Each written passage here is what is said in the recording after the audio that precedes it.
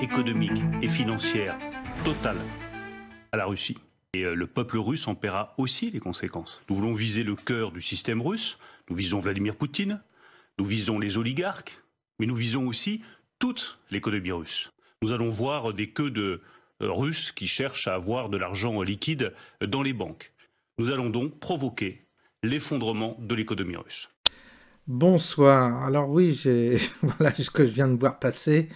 Bruno Le Maire, on l'a entendu.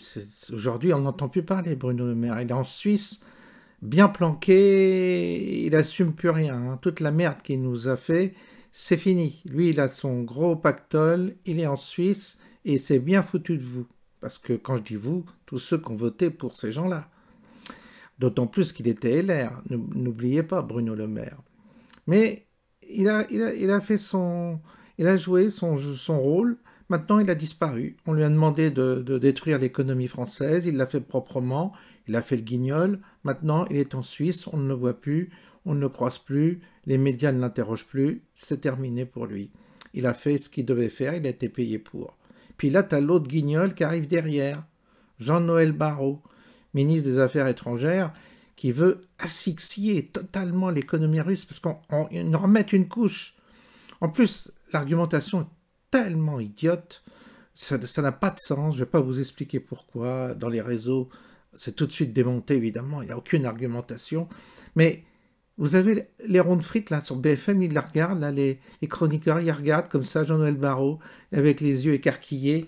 Non mais, cette comédie est pathétique, mais à un point. Et puis, Jean-Noël Barrot va en guerre avec ce petit muscle contre la Russie, première puissance nucléaire mondiale. Il carpète avec l'Algérie, il se couche avec l'Algérie. On a peur parce qu'il y a des Algériens en France, faut surtout pas faut pas trop les brusquer, faut pas trop parce que les banlieues vont flamber. Donc vous voyez le courage à géométrie variable, c'est tout simplement ridicule. On est vraiment tombé dans un marécage qui est épouvantable au niveau représentation politique. C'est affreux ce qu'on voit actuellement.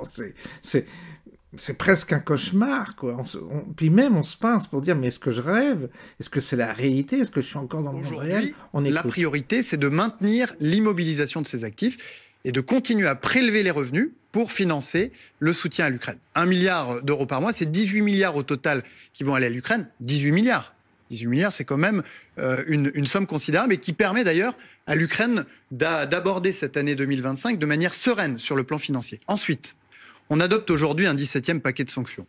Je suis très satisfait puisque sur les 200 navires russes, sur les institutions financières russes et internationales, sur les acteurs de la déstabilisation qui mènent des campagnes de désinformation ou des cyberattaques, il y en a presque la moitié qui ont été proposées par mes équipes, par les services du Quai d'Orsay.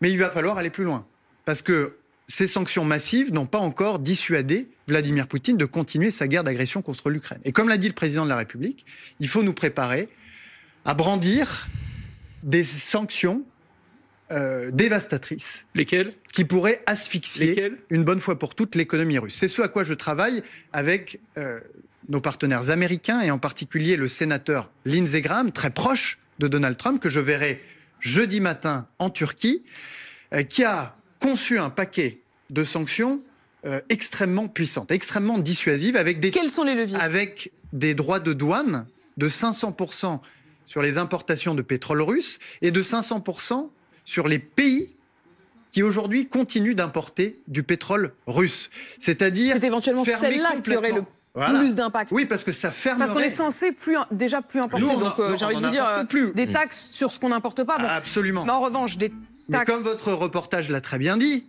la Russie a trouvé des voies de contournement face au blocus imposé par l'Europe et les États-Unis. En Inde, notamment. Aller fermer le robinet de cette manière-là, c'est une manière de prendre la Russie à la gorge. La Russie à la gorge, on y croit.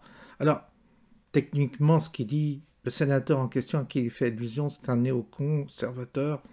Il est pas si proche de Trump tel que c'est dit, mais ça, il faudrait que je sois plus précis sur ces questions-là.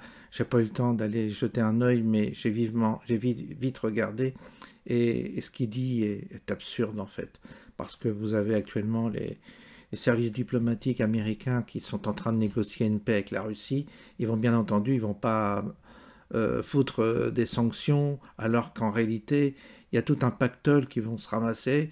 Ils se mettent d'accord pour reprendre les affaires. Et de toute façon, la Russie livre de l'uranium aux États-Unis.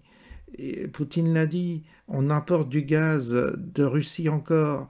On importe via l'Inde du pétrole de Russie. Tout ça, c'est du cirque. Tout ça, ça ne tient à rien. C'est pour occuper la galerie, pour faire diversion, peut-être par rapport à ce qui se passe avec l'Algérie.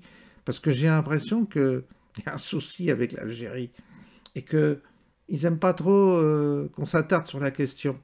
Hier soir, pendant la prestation calamiteuse de Macron, pas une seule question sur l'Algérie, pas une seule.